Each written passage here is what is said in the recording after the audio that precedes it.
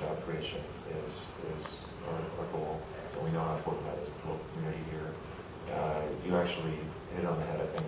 There are educational opportunities for local students to potentially tour the facility, have some sort of an interactive opportunity, maybe even come into the schools and present on renewable energy. These are opportunities that we've explored in other areas of California that we're starting to look into here. We view education as a very important component of sort of bringing the industry into new markets. So certainly something that we've done elsewhere. We'd be very interested in doing it. We haven't had that conversation yet, but we'd certainly be open to it. Okay, thank you. Dennis, I did have some questions for Kathy and for Myra, but just so that we stay true to the process and we don't always have public hearings at every meeting, what would be the formal next step to go through so that I make sure we're doing everything correctly? I would ask the audience if anyone has any cross-examinations for this gentleman, and then have Myra come up for questions from the table and cross-examination, and then Kathy, not necessarily that order, but that's the way it should proceed, Madam Chair. Okay, thank you, Dennis. Are there any members of the audience that have any questions of Mr. Wetterman as far as the presentation as you heard it this morning? Pat? I have a couple of questions. You'll need to come up so that she can get you on the record, please. Thank you, Pat. Ms. Lincoln, state your name Yes. for the record. I'm Pat Lincoln. Okay, raise your right hand. Do you swear that the testimony you're giving today is the truth, the whole truth, and nothing but the truth? Yes. So I have a couple of questions. I'm looking at the site plan. Ms. Lincoln doesn't need to be sworn. The purpose of this matter is for her to cross-examine on evidence that's been presented. Okay, thank you for the clarification, Dennis. Okay, go ahead, Pat. He was just stating that those that want to cross-examine don't need to be sworn. Oh, good. Okay. So ask that. But if you could kind of speak into the mic, because I'm having a little bit of problem hearing space. So I'm looking at the site plan, and I see that the access roads, both perimeter and interior, are 26 feet wide. I'm wondering what the setback is from the actual property line to the solar field, because it doesn't look like it's real large. Yeah. So excellent question. We typically specify a 20-foot setback from the property line for the fence, Okay. and then the access road with 26 to 30 feet interior to that. So it would be approximately 45, 50 feet. Yeah. And then my other question is, you note that there's 160 anticipated jobs from the construction. So after the build-out is complete, and I think I heard you say there'd be about 6 for the washing, cleaning process, but just for operations and routine maintenance, what level of staffing do you require? It's another great question, and I should mention this earlier. So the project is fairly low maintenance, and that's sort of the appeal of photovoltaic installations in general. We're estimating 6 to 8 permanent jobs for operations and maintenance, and that includes inverter maintenance, panel maintenance, security, site security, and washing. So as an ongoing sort of maintenance staff. And then my final question, just because I'm kind of familiar with this area in Estancia, is this in the floodplain? It is not. No, it's not. Okay. Thank you. What was the question? Is it where? In the floodplain. Oh. Yes, Commissioner Freiberger has a question, Chris. Yes. We were talking about dust control, and when I was reading your plan, the 2.4 feet of water for the site. After the construction, is there any plan or anything which I didn't find here for ground cover? I mean, the wind does blow here every once in a while, but you know, with the bare ground, that could cause for the residents that may be around it. Is there any plan to put some type of ground cover on it for lower maintenance? Absolutely, absolutely. So there are 2 different approaches that are sort of utilized in the industry right now. And again, this is an advantage of the sort of pole-mounted system where really the only foundation is a pole, planted in the ground, is it allows native vegetation to come back, native grasses, native cover. And we actually encourage that because dust creation on the project site will hinder production of the project. I've seen projects in California that literally within 5 weeks are just covered in cover dust, and you lose production, you lose money, and you hurt your investors. So, absolutely, at the bare minimum, we encourage the ground cover to come back, and in some cases, depending on how quickly that happens, we will actually go out and seed the property with native grasses and vegetation to encourage that growth to come back. Because, exactly, it's a concern for neighbors, it's a concern for the project. So it's something to me, it's a win-win for all. Your maintenance will be lower due to the dust and not accumulating on the panels themselves. And that seems to be actually one of your highest maintenance costs it would do is to make sure that they are efficient. I agree. So, I agree. good. That's all, Madam Chair. Thank you. Okay, thank you. Are there anyone else in Steve, you had a question?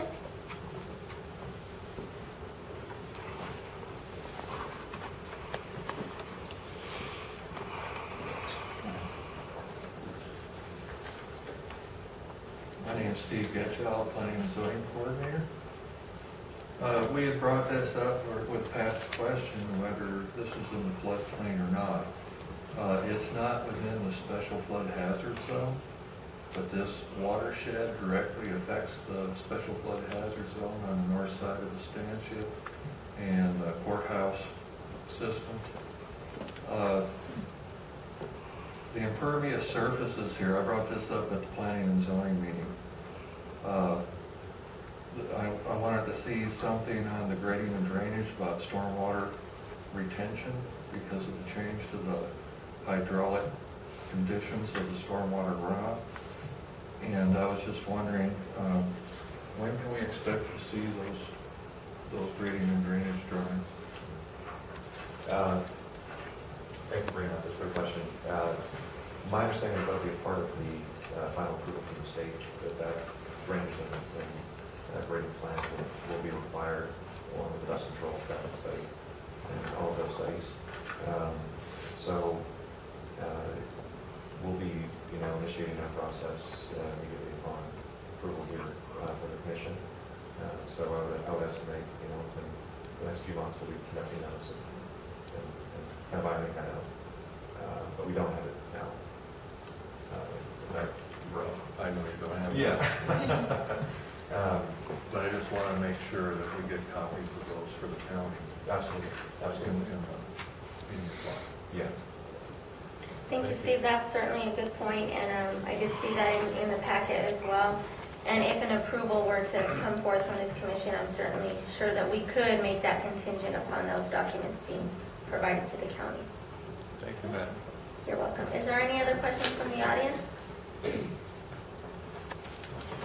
Chris, I do have some questions for Avita and for our State Economic Development representative, so if you can just take your seat, and then if we have further questions, we'll call you back up. Thank you so much.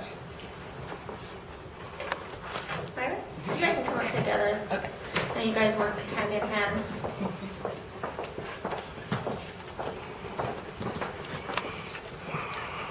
Well, I'd like to thank you for the work that you do for our county. My question is, I know certainly the vetting process is something that's always important to me, and that's something that you usually handle for us. So could you kind of tell us the background that you've done, the checking that you've done on this company, and kind of what your position is as far as them being able to deliver what they've presented to us? Absolutely.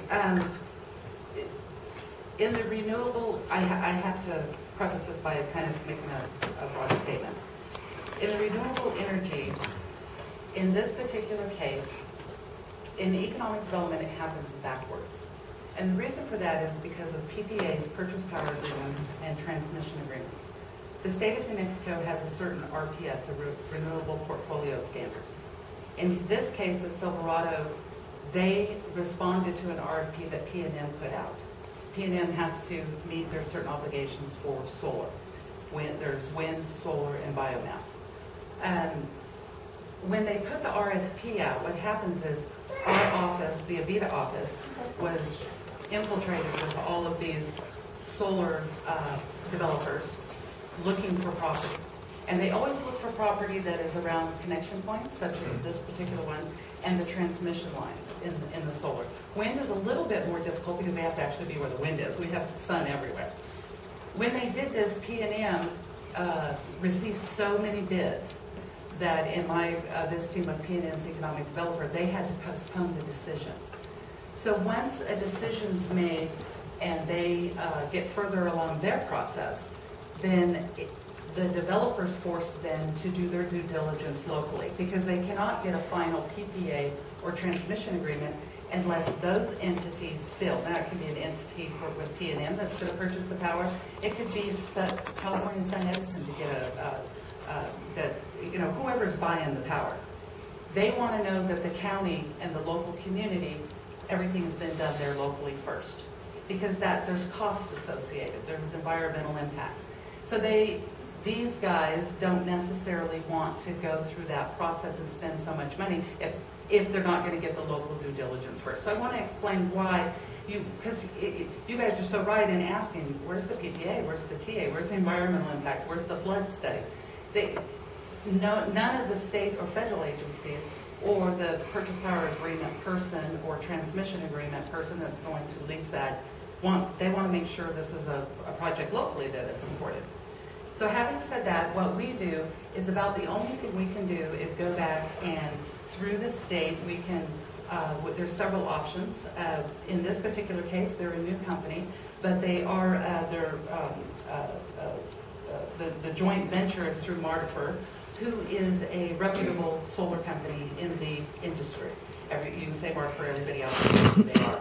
They have a lot of projects.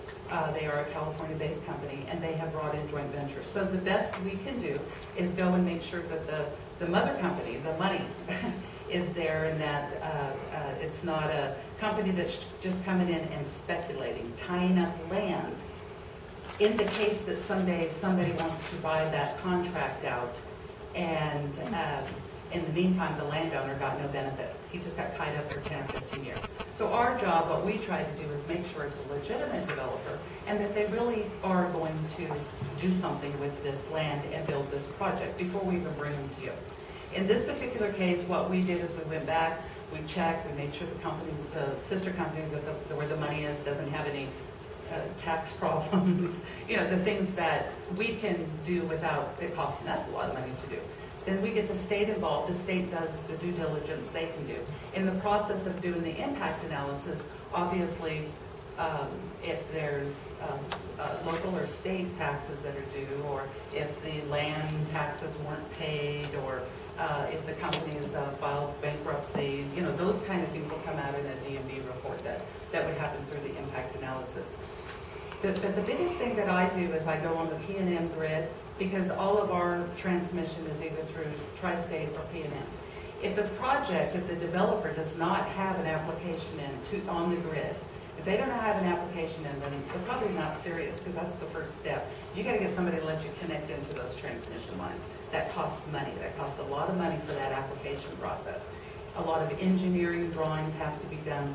P&M, Tri-State, I couldn't imagine having to pay for all of that for a project that isn't going to stay. And that's the best we can do at this particular time until, they get their permanent agreement with P&M or whoever that might be through transmission at that particular time.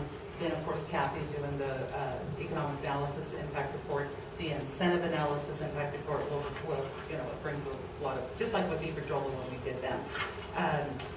We just have to go and make sure that they're a legitimate company and that they're, we have another one out there that in our research, I will tell you, in our research, they were up for bankruptcy last year. So big flags went up, and tell me how this works. It's not this company, but those are the kind of things we're limited as how we can do it. We just have to make sure it's a viable company and their mother company is viable in the research that Avita's done. Okay. I'm sorry, that's kind of wordy. No, I think that's great because my fellow commissioners always kind of tell me, because I go through all this long spiel and get so educated and want the public to be educated, and then Lonnie will always say, well, the cart before the horse, or how do you say it? And so, you know, they just have to get the approval before anything can happen, and that's all we're talking about today is will you even consider it? But I think it's important that anytime you have members of the public, that you kind of find out everything you can, because even though it's just an approval to see if they can go forward, you always want to know what comes after that. And so kind of it's a good education opportunity to refresh us and also for the people that are impacted by it. So I think it's always good to kind of have more of an in-depth conversation, even though it really just is, are you going to give us permission to try this in your county? So I do appreciate that. When they come to the Avita office, obviously we get the state involved. The investors on our board, and I think you're aware of who those people are, they're vetted through a lot of different investors on our board, officials. But in working in partnership with the county, it's a win-win. The landowner has to be a benefactor, and the county has to be a benefactor. It's not any different than an industrial revenue bond. It cannot cost the county or the landowner to do a project, and that's where we start. Where's the win-win with the landowner and the developer, and to make sure that our landowners are protected. It's real easy to go out there and sign every contract that comes by. I'm a rancher, and this guy wants to put whatever on my property, but do we really know he's going to do it? And that we try our best to make sure that that person's going to carry out the development of the project. It's not always successful because sometimes money doesn't happen, but at least the landowner didn't get burned in the process. Absolutely, and I think we have such vast acres of land in our county that I know a lot of, especially in these economic times, a lot of people are wondering, will somebody contact us? Will we be the next solar? Will we be the next wind? How can I take care of my family and the next generation to come? And we just want to make sure that our landowners are protected, because sometimes you don't know what they're offering, and we want to educate. And I'm glad that Avita is available to the people that might have those questions, or even call the county or something, because it's always good to know that you're not being taken advantage of, and that even though we are a small rural county, that we have people in place that can take care of our residents and help us to know how to use our assets to the best possible way that we So can. you're prepared for the other 2,800 megawatts that we're working on right now, right? So Kathy, what is your take, and if you have any comment before we go forward? And again, we're very early. This is it. This is a welcoming to the county of this company. And Chris stated, they're going to look at state, federal, and local incentives, and there are quite a few of them out there. I'm working with Myra right now, and we're looking for financing for a biofuels company. As the company proceeds through its processes and it starts looking at incentives and financing and assistance, public assistance, they will have to submit a complete business plan with financial statements, and we have the staff on board who can do the due diligence on those business plans. We have a contract with Dun & Bradstreet, and it's kind of a superficial look at a company, but we can use that to match what we're receiving from them through their business plan. The other thing that we're doing is there's been a lot of discussion about the state economic development department taking more role in very stringent due diligence, because we recruit companies to the state through the partnership. And so there's a system in place, and we're talking about tightening that system up and making it available to our local communities. The other thing is that as they proceed and approach federal agencies, USDA rural development for loan guarantee programs, and we have training funds that we can help them train these employees. Again, that's the time where we look at business plans, we look at financial statements, and we decide whether or not this company is, in the case of paying money back, we have to make sure that they're a viable, strong company that's going to repay money. In the case of our training funds, those are grants. We want to make sure that this company will be around long enough to actually hire, train, and employ people, so that the state funding is not wasted on this company when it could be used on another. So the stringent look at them, from a financial perspective takes place once they start moving the project forward, and look for assistance from public bodies. Okay, well, thank you, Kathy. Is there anyone from the audience that have a question for Kathy or Myra? Okay, thank you. So Dennis, at this point, then we would invite any of those in opposition to speak? Okay, thank you. Is there anyone in the audience in opposition to this project that would like to speak? Okay, seeing none, I do have a list of the neighboring people to this property. I'm just going to go quickly through the list, and then if you're in the audience, if you would just state if you're in favor or not. Robert Lee and Sharon Marie Adams. Okay, and sir, do you want to come to the mic? Yes. Okay. Would you be willing to come to the mic, sir, and state if you are in favor or in opposition to this You project? know what, it's okay. It's okay? I mean, yeah, if he wants to just state from there. Looks like he's coming. Okay. Thank you. Now, this person does not have to be sworn in, is that correct? No, the person should be sworn in. Okay. Thank you for coming up. Can you please state your name? Robert Lee Adams. Okay, can you raise your right hand, please? Do you swear that the testimony you're giving today is the truth, the whole truth, and nothing but the truth? Yes. I'm Robert Adams. I'm the neighbor across the road.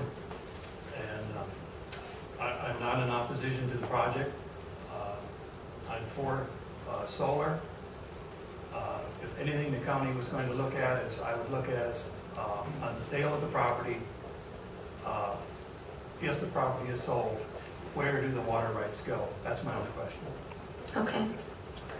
Thank you so much, Mr. Adams, and we will make that a point of record. We appreciate you coming today. Next, I see Gino Giannini. I'm not sure if I'm saying that correct. Anybody here to represent them? Okay. There was no one here. How about the Donnie E. Gibson trustee? Okay. Van Horn Creek Land and Cattle. Deverell Walters and Sarah Lombardi. Would you like to come up and speak, sir?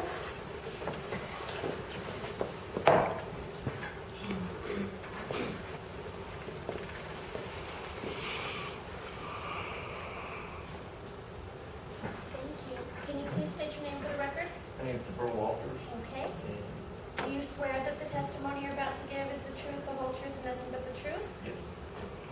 Anyway, I really don't have any opposition towards this deal. The only real concern that I do have, I think it's already been brought up, and the fact that maybe so, there is going to be some job generation. I think that's a real important factor, and the county needs something that's going to bring jobs to us, and that you hire from within. I think that's real important, and that's just a concern that we have. And anything like that, I think is a good deal, and it's a good environmental thing as far as what's going to the environment. And we all got to kind of be a little more concerned there. So that's basically how I feel about it, and I think we share the same concerns. So. Okay, thank you, Mr. Walters. We appreciate you being here. Ms. Lombardi, did you want to state for the record as well? No, he speaks for me. Okay, you agree. All right. Also, number 6, William and Joy Rye. Hi. Would you like to speak on the record, Ms. Rye? Well, we're for the project. Okay, if you could just be sworn in so that we can just get it on record, and we appreciate that. Thank you, Joy. Can you state your name for the record, please? Joy Rye. Okay, please raise your right hand. Do you swear that the testimony you're about to give is the truth, the whole truth, and nothing but the truth? I do. We are the owners and we are for the project. We're going to consider it if we want. So. Thank you so much, Ms. Rye. We appreciate that.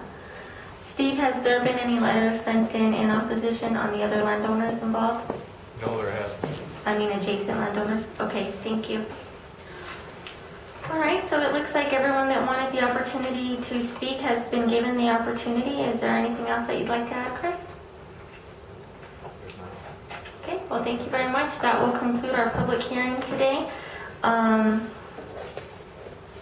Dennis, on this, as it is written, this does not require action today, or is it solely up to us?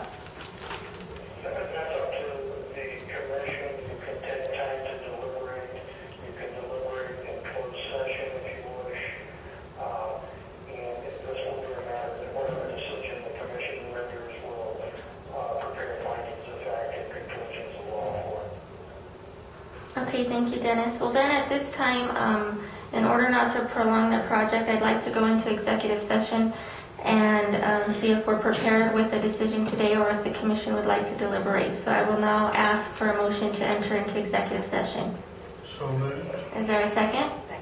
It's been moved and seconded. Any discussion? All those in favor say aye. Aye. Motion passes. This does require a district roll call vote. District 1?